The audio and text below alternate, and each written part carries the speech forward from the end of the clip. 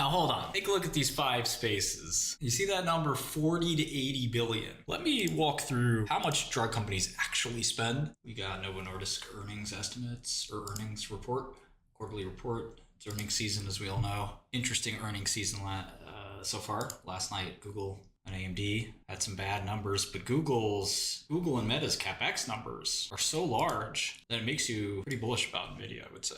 So we do have Novo Nordisk numbers. Yes, so Novo, market liking the report. Obviously, you know how I feel, it's sort of fairly valued, but let's see what the numbers said. It's not too easy to get a lot of historical data. It's sort of a side project for me working on that. Even Bloomberg isn't very good at that. When companies get delisted and, go bankrupt, a lot of these data providers just kind of call it a day. Okay, so Novo's saying 20% revenue growth is pretty impressive guidance, given that they're just still selling Ozempic, no new products or anything. So stock-based comp, you gotta understand, is valued via Black-Scholes.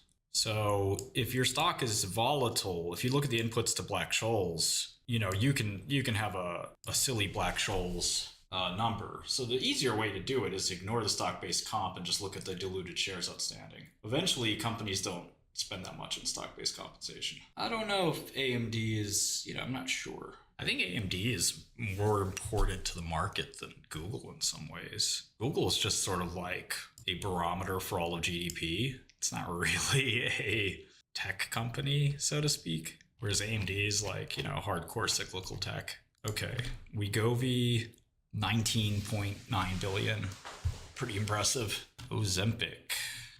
Ozempic is actually a little bit lighter than I thought. Must have been, I wonder if there's stocking issue or something, but that's not a small miss. But like I said, Wegovy was a little better than I thought. I just might have been too, I don't know. That's not a good Ozempic number. And Lilly said that they were going to have a tough fourth quarter. No, the point is that Google just doesn't have the cyclicality. Like they grew revenue through recessions. It's just like ads on a directory. It's Yellow Pages. It's modern Yellow Pages. It's really hard to call them. A lot of the other stuff they do, like GCP, that's different. But the bulk of the business is like kind of no longer required. It's not sensitive to R&D. One way to put it, I guess. So yeah, I think the Q4 number here was a little bit rotten for Ozempic. The guidance was very, very upbeat, but let's see how 𝗍𝗏𝗡 did. In line. I mean, Wall Street's generally very good at estimating this kind of stuff. So if the market likes it, that's probably fine. But I don't know. Ozempic growth was 20 and 30% for a long time, and now it was 10%, but they're expecting it to ramp back up. I don't know. Gotta think about that one. Again, it could be a stocking thing where they refilled the channel last quarter or something. Lilly has had that issue as well. I mean, Google's reasonably good. They definitely occasionally drop the ball. It's an unusually good insulin quarter for Novo. One-off comparator effects in fourth quarter 2023. Okay, so they're saying that the Ozempic slowdown that I've noticed was one time. Yeah, I mean, if they're, so I don't know, let me see if I can normalize it. It was kind of an unusually large number there. Yeah, it looks like everything's pretty good at Novo Nordisk. Again, one of their issues here is how are they going to replace generic Ozempic? And that's a theme in pharma. It's always a theme in pharma, but it's a pretty serious theme in pharma now because you have Keytruda for Merck and Ozempic for Novo. And, the theory is maybe that the generics can't make enough of this stuff anyway. And if that's the case, then they'll have plenty of time to replace Ozempic with a new drug by the time it goes off patent, which should be around 2030. Say 5 years. Now, 5 years is not that long in drug development time. Yeah, Google didn't say so much about quantum yesterday. In fact, if you paid really close attention, Google said, we're working to one day having a useful quantum computer, which is not really bullish if you're interested in quantum. I don't know, the day-to-day in trading and investing is very difficult. You want to take advantage of the volatility and not get taken advantage by it. But, it's not easy. There's no free lunch. So, if there's a short you like IonQ, and it goes up, you want to have some dry powder so you can short some more. But, you might have already spent that dry powder. So you need even more dry powder. And by the time you keep spending the dry powder, you say, wait a second, why wasn't I reducing my position instead of adding to it? And that's why some people have a rule where they say, I'm never going to add to a losing position, long or short. No, we don't support trading through the terminal yet, but we will. We're just slowly, methodically building it up. I'm really proud of my guys. We're hiring a new superstar. I can't wait. True genius. I don't know if it's flooded the market. I don't think anybody's going to beat Novo at GLP other than Lilly. They understand GLP better than anyone. I wish I was 18 moving to San Francisco. Woo! Good luck, man. But I think I'm going to be spending about half my time in San Francisco, so I try to employ people smarter than me. It's not that easy. I looked at their pro product. I don't have a lot more to say about it. I want every software company to win. I don't hate, unless I have a personal beef. And even then, you guys know I'm very forgiving. So unless I have a personal beef with somebody, I don't, and when we're competing with somebody, we don't hate them just because we're competing. We might hate them for another reason in the case of Bloomberg. But, so a lot of these markets are very big, and there's not a lot of, we don't have to hate each other to win. Yeah, I'll stream in San Fran. We try not to do any remote devs unless they're like really top superstar type people. We have like a 95% rejection rate. I think when you take a big position, you're always going to be a little bit emotional. The question is, will you let it affect your judgment, or will you harness that emotional energy into something productive? Because if, one of the biggest downsides I find of being over-focused on a trade is that it ruins your productivity on everything else. No, Melania's behaving fairly normally. No, I flinch. I have the same 𝗕𝗅𝗡𝗢𝗍 as everybody else. If I'm in a big position and it's not, especially if it's not going for me, I'll start to stare at the tape, stare at the quote when I could be working. You find, I really believe in this, and I hope everyone's paying attention. I believe that if you make a list of all the stocks in your industry, here's 444 biotech companies right here, and you look at all of them, you will find the best 5 and worst 5, best 10, worst 10. Because if you're a decent analyst, it'll just jump out at you and it'll be obvious. So the key is you have to spend all of your time studying all of the stocks. What a lot of people do is the opposite. They don't look through all 444 stocks. They look through maybe 4. And then they find one they like, they buy it, and they stare at it forever. And they don't ever look at the rest of the 440 stocks that they're supposed to. They just looked at the 4. And I'm being generous with some people. And, that's the big folly with investors. They don't want to look through all of the garbage bins at the garage sale, and you got to look and look and look. And what often happens is somebody looks and they say, oh, look at this little trinket. It's probably worth $10 and I could buy it for $3. And then in the next garbage bin over, there's an original copy of the Declaration of Independence for $20. That's worth $2 million. And all they had to do is not be lazy and keep looking. And yes, exactly. People think of it as, oh, that's my precious stock. I have to take care of it like it's a little baby chicken, cuddle it and, bathe it. Like, come on, it's really not, that special. And you could probably find a stock you like even more. But, people don't want to do that. Front-end culture is good. There's a lot of good front-end people. I probably talk to front-end more than anybody. The boss is a guy named Fat Cat. He's a really good front-end guy.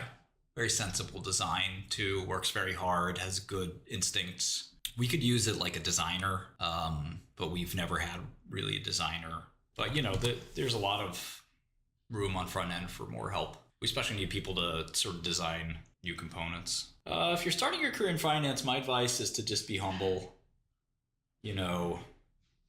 not too humble. You know, work as hard as you can. You know, trust that you don't know everything. You know, I think that's really important. You know, you just don't know everything. You can still be helpful to your company and to your own career, but take your time with your career. Yeah, so Bill Gates came out and said crypto has no utility. And to me, I think that's really important.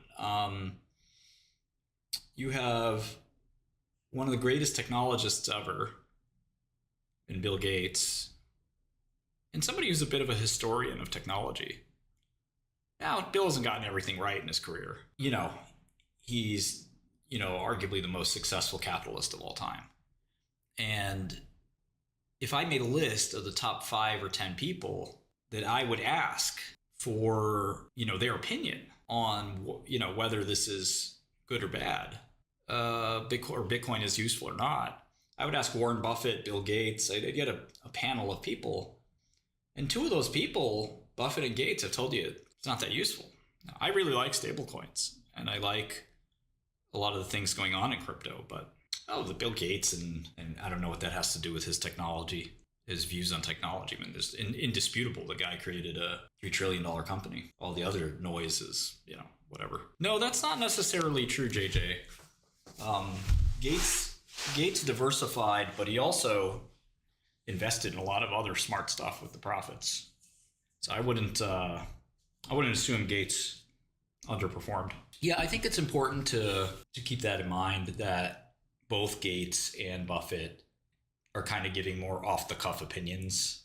I don't think they've necessarily studied Bitcoin too much. But I don't know. I still think that's not a good thing.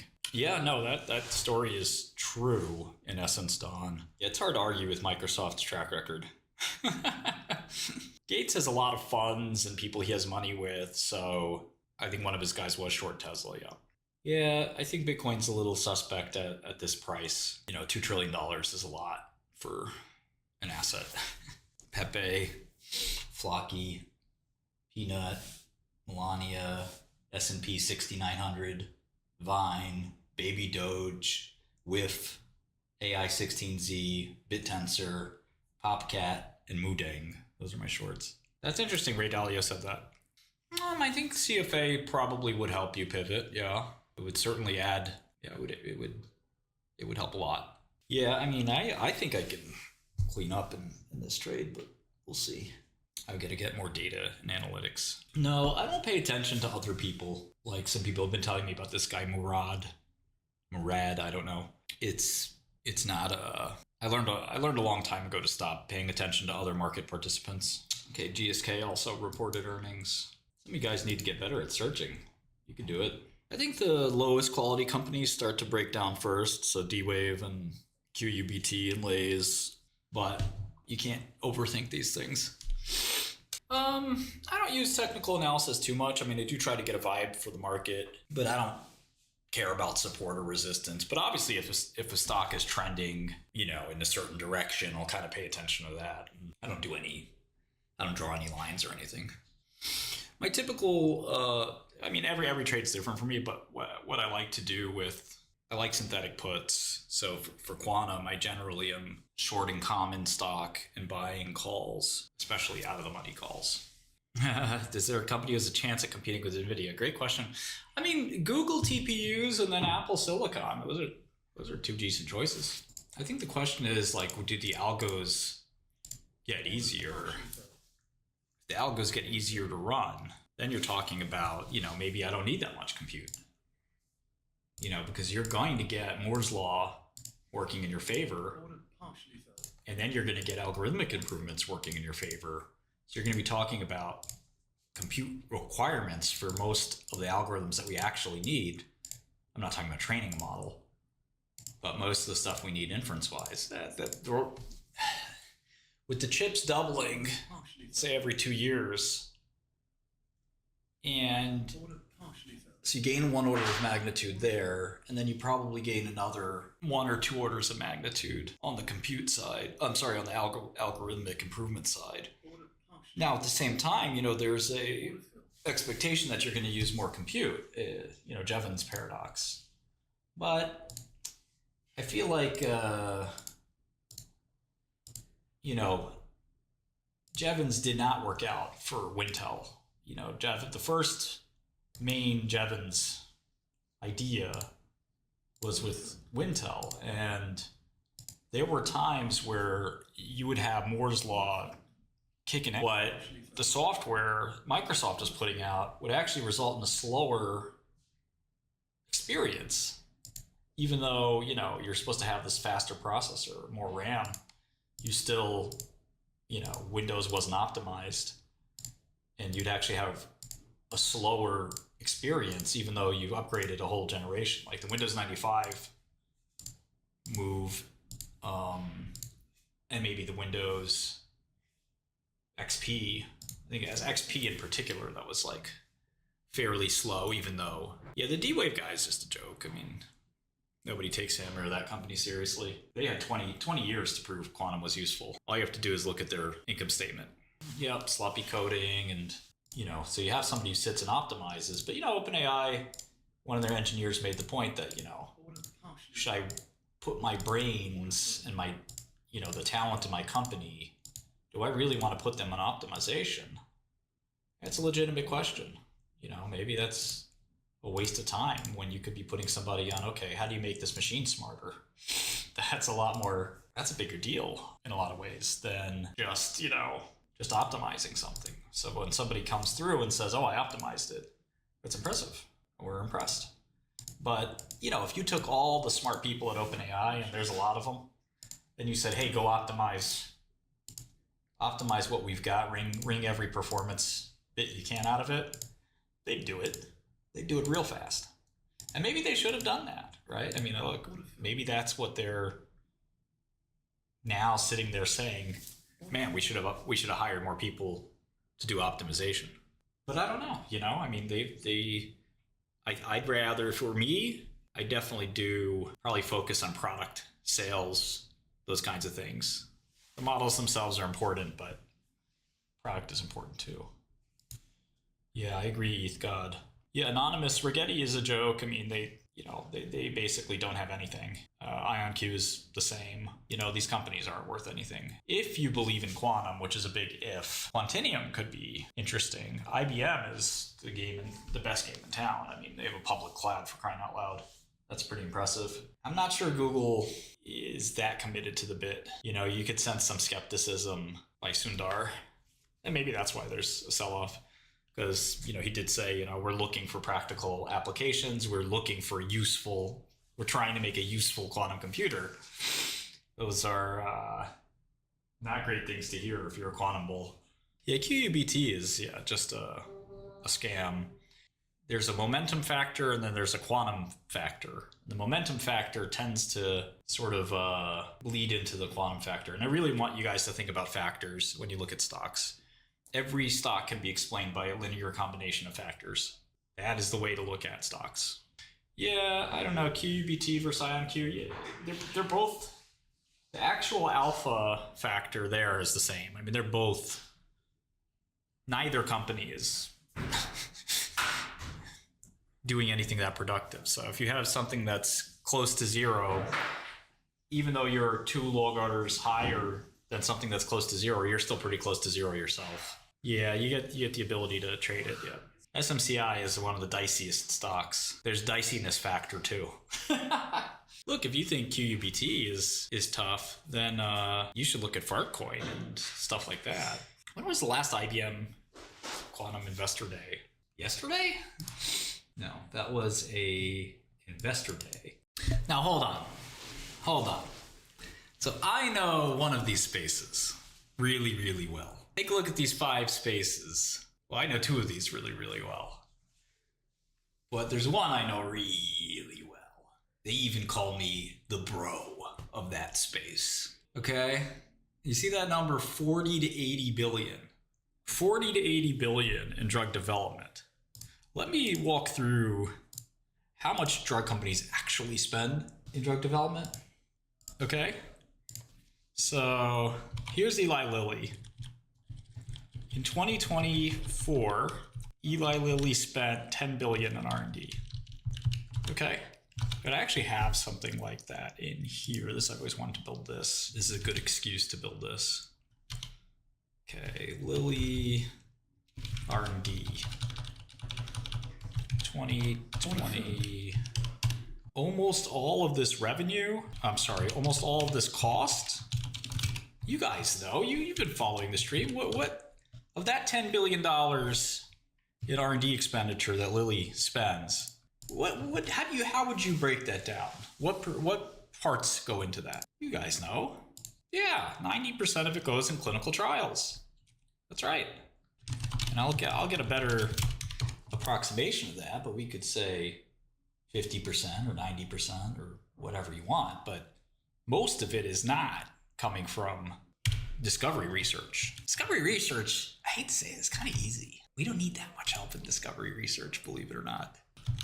Okay, so here the top 3 drug companies spend $24 billion in R&D. Let's do Pfizer, Merck, and J&J. Yeah, I don't think these guys understand drugs. So when they talk about AI will help with drugs or quantum will help with drugs, I'm sitting here saying, what are you talking about? Spend 5 minutes in the drug industry, man. Is Merck really spending $17 billion in R&D? That's more than anybody. Clinical trials are, you got to pay people to do the experiments. The doctors collect all the data. The data has to be really pristine. You give it to the FDA. There can't be any mistakes in there. Okay, so it's probably about $100 billion in R&D spend in total. I'm not going to do every single drug company. There's a lot. I would say 10% of that quantum could even possibly be relevant to. And it would not be like some major sea change.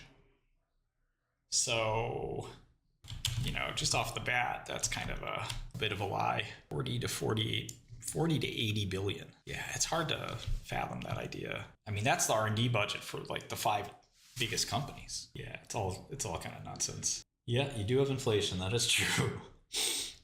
But yeah, this industry model idea is a really fun one. Let's keep listening. When this technology gets to full maturity, this will return value this will create. Now, you could use quantum to do different minimization algorithms quickly, more Monte Carlo simulations. But the reality is, 1, we still have Moore's law picking up. And then 2, you get very good approximations of those without exact answers that you don't really need quantum for. And preparing all that data and putting it into state in quantum is just impossible. So we're always going to use traditional computing and financials. Okay, so they have a interesting slide here, but basically they're saying that, okay, the error rate, this is really bearish. Yeah, this Rigetti circle is like, one of these is Rigetti's like the specs they say exist, which we haven't seen yet. Yeah, QUBT is not even a company. Well, he mapped them out on the spot, but this Rigetti machine isn't even out yet. Doesn't even exist. So that's the best case scenario, is Rigetti telling you that it's good, but that's not good for IonQ. IonQ is just listen to that again. So listen how crazy that sounds. If I've got a quantum solution and it's too slow or it costs too much, it's not going to give you an advantage in the long term. See, I'm not even sure I believe that Rigetti number, since they only have one on AWS and it doesn't even work. Rigetti's still not available in AWS. Let me get the QPU retirement. The Rigetti Anka is being retired, and the Anka 3 is coming soon. That's the 82 qubit one. I'm very proud of 4 things. Well, the 4 things I want to take you through. Can't do much with 15,000 gates. So 15,000 gates until 2028. So they're gonna have a huge jump, he said. To 100 million operations. That seems like a big jump. 15,000 to 100 million. Do you see that? One shot, 1 year. It's going to go from 5,000, 5,000, 7,500, 10,000, 15,000, 100 million. But the problem with this space is it's always 5 years away from the huge exponent. It's never tomorrow or next year or 2 years. It's always 5 years, and you keep kicking that can every year, 5 years. They'll give this presentation next year, and it'll be 2030 that they get the exponent. Listen, Intel can't get regular computing to work, let alone quantum computing. Yeah, I think there's an underestimation about like how some of these technologies could actually be scaled. And then error correction is a big idea, but there's still a If you notice, they're talking about, this is really interesting. They said they'd do 1,000 qubits this year, but now they're saying 1,000 qubits in 2033. They've really like changed the definition as well to logical qubits. Yeah, I don't know. Oh, I see here. Oh, I see here. So on the bottom, it says 156 times 7, 1,092 qubits. And then it says 5,000 gates, 156 qubits. All I want to know is how do I actually write this software that works and runs something? And so far, I can't do that. Yeah, it's like 50% per year, and then it breaks out more than 600%. It's like a, let's see, 70,000x.